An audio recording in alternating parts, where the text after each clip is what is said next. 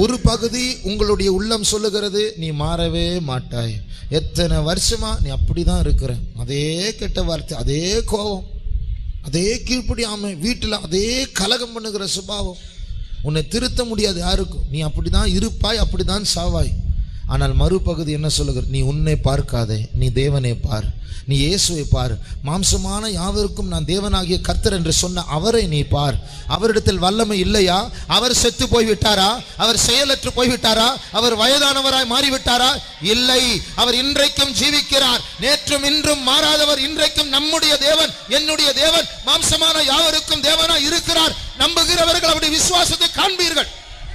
ஓ ரமா ஷபகதுன கலமா சபாலியா துனை நீ ரபா ஷபகலமானி அரபா சத்துன கலமானி அம்துரே.